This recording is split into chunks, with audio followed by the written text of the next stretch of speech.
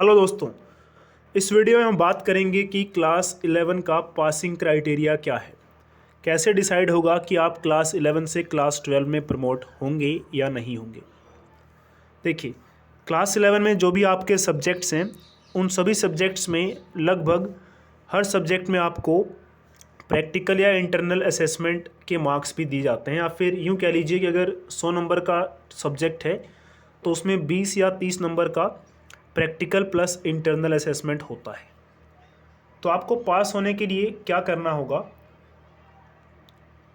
जैसे मान लीजिए आपका कोई एक सब्जेक्ट है, वो टोटल 100 नंबर का है, उसमें से 80 नंबर की थ्योरी है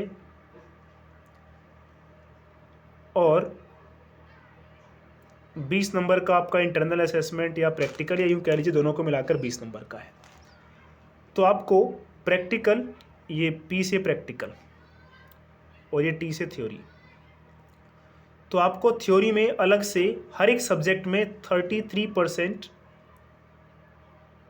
मार्क्स लाने होंगे। प्रैक्टिकल में भी आपको पास होने के लिए 33% मार्क्स लाने होंगे।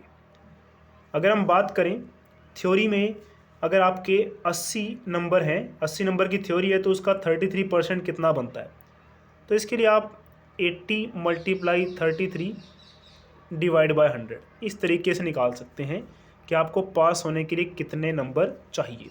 तो ये लगभग देखिए हो जाएगा 26.4 के आसपास। तो अगर आपका एक सब्जेक्ट जिसके थ्योरी के टोटल मार्क्स 80 नंबर हैं, उसमें पास होने के लिए 26.4, यानी कि मान लीजिए आपको 26 नंबर से ऊपर लाने होंगे, तब जाके आप उस सब्जेक्ट के थ्योरी एग्ज़ाम में पास होंगे। ऐसे ही प्रैक्टिकल में देखिए, अगर 20 नंबर का प्रैक्टिकल है आपका, तो उसके 33% बनेंगे करीब 6.6 मार्क्स, यानी कि 6.5 नंबर से ऊपर नंबर आपको लाने होंगे। तो आपके जो 5 सब्जेक्ट्स होंगे क्लास 11 में, अगर हम CBSE बोर्ड की बात करें तो 5 सब्जेक्ट्स होते हैं आपके पास मेन, तो पाँचों ही सब्जेक्ट में आपको हर सब्जेक्ट में इस तरह से पास होना होगा।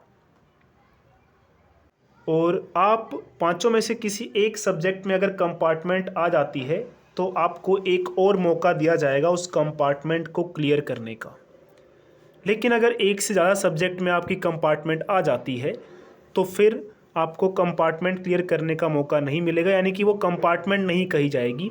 इसका मतलब आप असेंशियल रिपीट, यानी कि क्लास 11 आपको दोबारा से रिपीट करनी होगी। और अगर हम बात करें चंडीगढ़ के गवर्नमेंट स्कूल्स की, तो चंडीगढ़ के गवर्नमेंट स्कूल्स में जो टर्मिनल एग्ज़ाम्स होते हैं प्लस यूनिट टेस्ट वगैरह, तो उनकी वेटेज 10% रखी गई है। और जो आपके अभी एग्ज़ाम चल रहे हैं या एनुअल एग्ज़ाम जो होते हैं, आपको पता है कि साल के एंड में, उनकी वेटेज है 90%, यानी कि एनुअल एग्ज़ाम्स ही डिसाइड करेंगे आप पास हैं या नहीं। क्योंकि जो यूनिट टेस्ट हैं या टर्मिनल एग्ज़ाम्स हैं, उनकी वेटेज सिर्फ 10% है। और चंडीगढ़ एजुकेशन डिपार्टमेंट की तरफ से ये कहा गया है कि स्टूडेंट्स को इस बार ग्रेस मार्क्स नहीं दिए जाएंगे, कोई भी ग्रेस मार्क्स नहीं दिए जाएंगे, तो ऐसा कहा गया है। और साथ में आपका जो कंपार्टमेंट आता है किसी भी एक सब्जेक्ट में, तो उसके एग्ज़ाम्स स्कूल लेवल पर होंगे, फिर वो सेंट्रलाइज्ड नहीं होंगे। तो उनके एग्ज़ाम्स कब होंगे वो आपको स्कूल नोटिफाई कर देगा कि कब आपका एग्ज़ाम होगा, जिस सब्जेक्ट में आपकी कंपार्टमेंट है।